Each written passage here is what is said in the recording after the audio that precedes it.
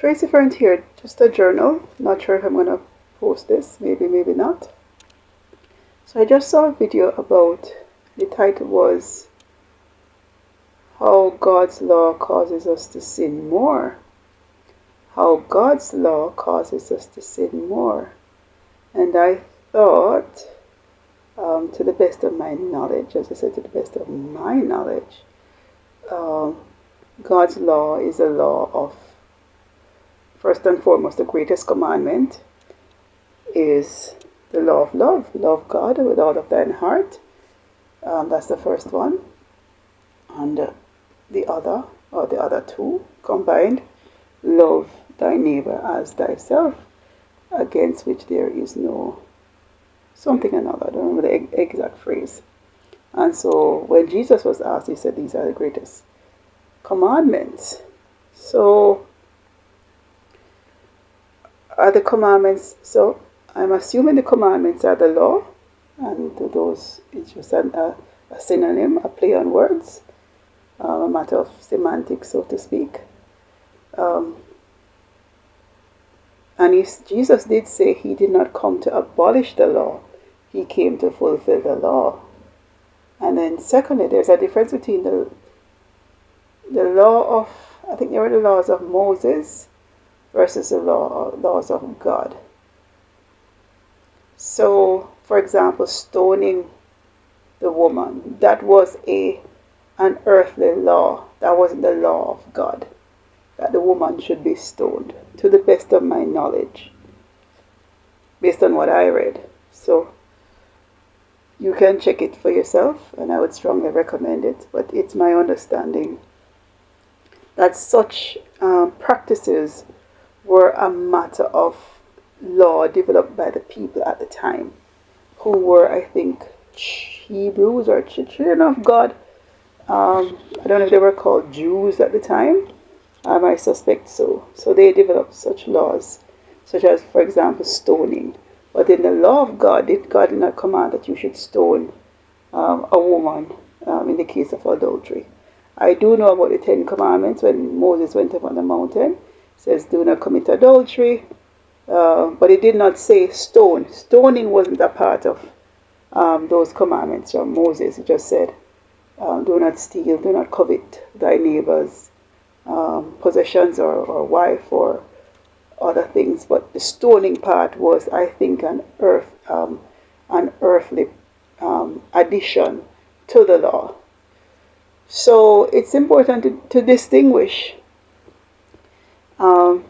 between those laws and what really is God's law, and are the commandments the laws indeed. So I do believe they are, but maybe there's a distinction. So God's commandment of, why would God's law cause you to sin more? Why would God give you something that causes you to sin more? I'm not understanding what is being said in the video. And I'm not saying I am right. I'm just saying that it's something to be questioned in terms of the accuracy of that. And so, God's law, what is God's law? And versus man-made laws, and those laws which were subject to a period of time. For example, the stoning of the woman, but that was not etched even in the commandments which Moses got from the mountain.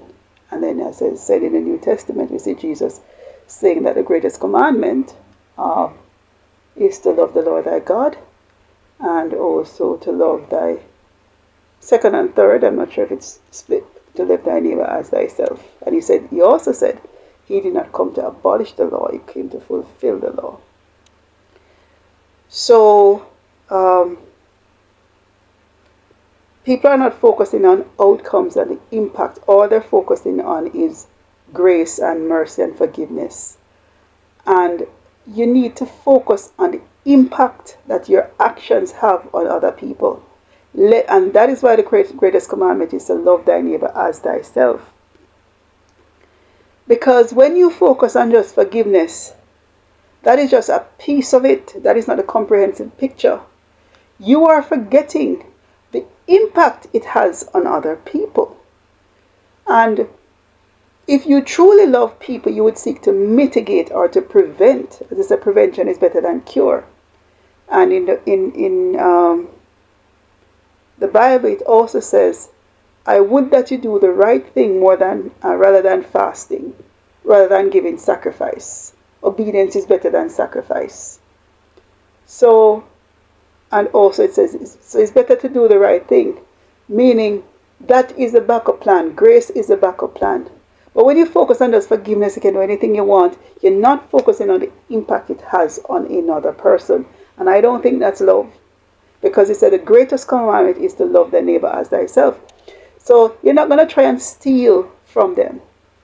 And stealing means you have some people who steal your life savings, steal others' life savings, steal property from somebody. I know somebody literally, house was stolen. Oh yes, and I'm sure all over the world you have cases where people's houses were stolen from them. I know somebody who worked overseas and they bought a property. The papers were seemingly correct, but they were fraudulent papers, so the house was sold to them fraudulently. And I don't know what the outcome of that case is, but imagine that you work all your life and you're ready to settle down. Maybe you and your spouse worked, and then you have no place to live. You have no place to live. You have no money because you put the money into the house. Now, this is not vanity, this is security, right? So, when you're not focusing on the impact it has on other people. So yes, grace and mercy and forgiveness are important. But the part about the love thy neighbor, because then you would put in place something to prevent that from happening again, because you saw the harm that it caused to the person. And so you are fixing yourself and doing the inner work, or doing the practical work if it's something more practical. As an individual, as a group, if you a group caused the harm, or as an individual, or even as a society, you're fixing things. And to mitigate such issues because you saw the impact. For example, humanity saw the impact of tuberculosis, the plague, and different things.